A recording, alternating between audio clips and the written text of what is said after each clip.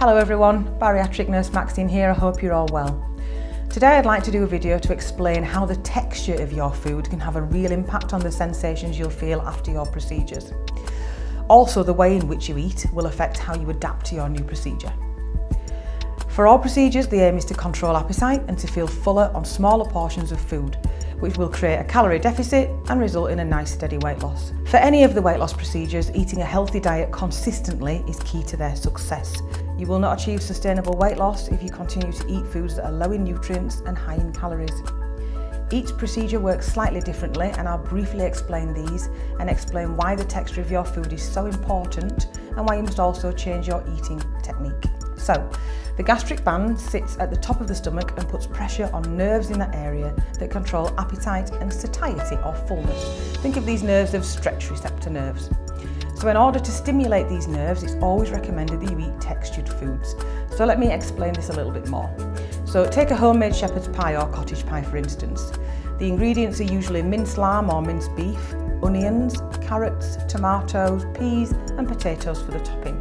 Now, if you deconstructed that back and made some burgers from the mince and had the tomatoes, onions, carrots and peas in a salad and a couple of egg-sized new potatoes with the skins on, you'd have a nice, meaty, densely textured meal.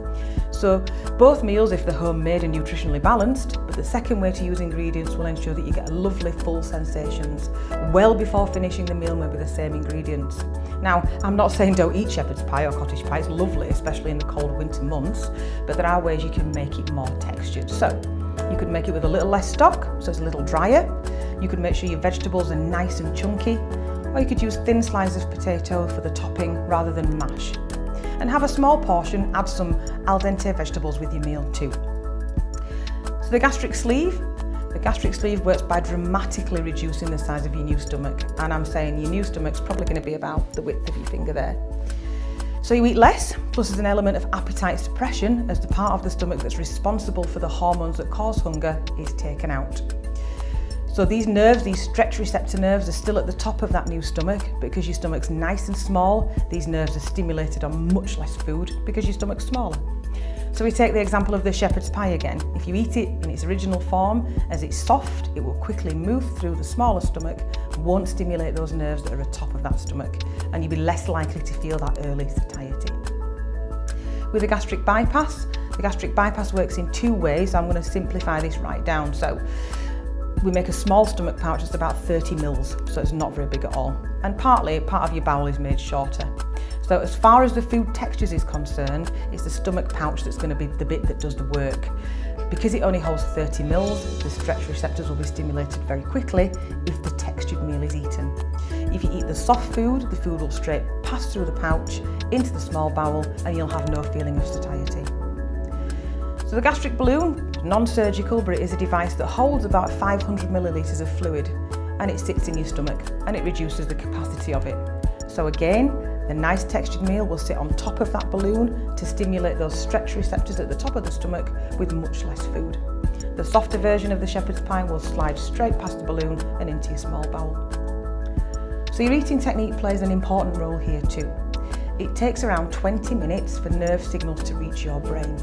So it's important that your small meal takes you 20 minutes to eat. If you have any food left at the 20-minute mark, please stop eating.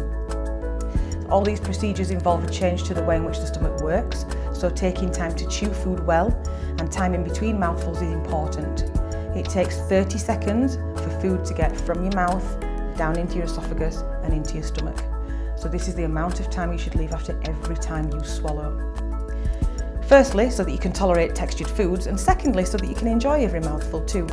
It's still important to enjoy your meal times with family and friends, regardless of having surgery or not. So it's important that you invest some time in yourself so that you can sit and eat slowly and mindfully, as then you'll be able to eat the correct food textures, which means you'll get from your surgery what you need to, and you'll have nice, steady and sustained weight loss. Make a real effort not to eat in front of the TV or a laptop. If you don't have a dining table at home, use a tray on your lap, switch off the TV and really concentrate on your new way of eating. So that's all for now. I hope that's been helpful. As always, please get any questions over to me at Healthier Weight and I will do my best to answer them. See you next time.